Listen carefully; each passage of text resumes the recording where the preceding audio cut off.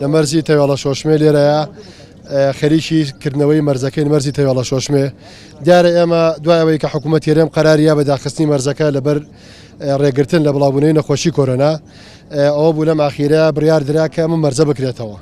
ئێمە خۆمان بە خۆشحاڵە زانین بەم بڕیاری حکوومەتی هێرێم ئومێدەوارین کردنەوەی ئەم مەرزە ببێتە زیاتر ڕەخساندنی هەلیکار بۆ هاوڵاتیانی ئەم ناوچەیە و دەرفەتی بازرگانی زیاتر و بە ئومێدین هەموو شۆفێرانی ئەم ئەودیویش پابند بن بە ڕێنمای تەندروستەکانە بۆی خوان پارێزن لەم نەخۆشیە.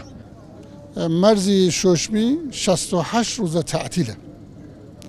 تعتیلی مەرزی شۆشمی هیچ دلیلێکی نەوە بجۆز بیماری ڤیرۆس کۆرۆنا کە هەموارە سەراسەر جەهان گرفتارن. یەمەش جزء کشوری اول بین گرفتارین و خوشبختانه جزء کشوری اولین که توانست ما ویروس کرونا شکست بدین. لموضوع کار تجارت و کار اقتصادی و اوانه لسر بگیرین.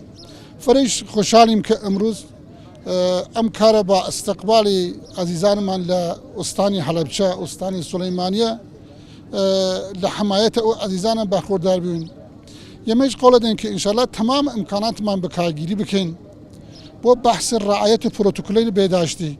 یمل تاریخ هفته 598 تقریبا 10 ماه پیش دولت مرکزی ایران مرز شوشمی به عنوان مرز رسمی ثبت کرده و اعلام کرده. یما مرز من رسمیه اما ام رسمی بون مرزه لطریق دولت یما و به دولت مرکزی عراق و استانداران منطقه اقلیم ابلاغ و منتظریم که اوانی جوک و یما مجوز رسمی به یما ابلاغ بکن. اما یما هر اسم مرز ما رسمیه با صحیح رسمیه اما 10 ماه یما لتکی مرز شوشمیه به عنوان مرز رسمی قانونا برخورد کن.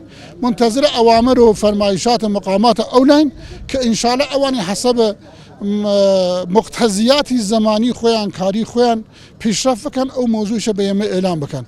با یما هیچ مشکلی نیست.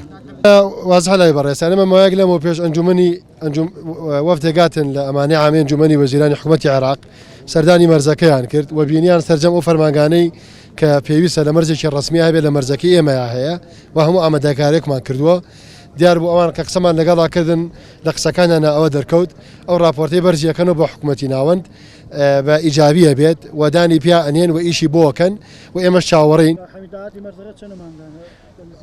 چاوەکە من ناتوانم پێت بڵێم داهاتی مەرزەکە بزەبت چەنە بەس ئەوەیە کە ئێمە ئەزانین ئەم مەرزە داهاتێکی باشی بۆ حکوومەتی هەرێم هەیە هەلێکی کاری باش ئەڕەخسێنێ بۆ برا شۆفێرەکان لەم سوورە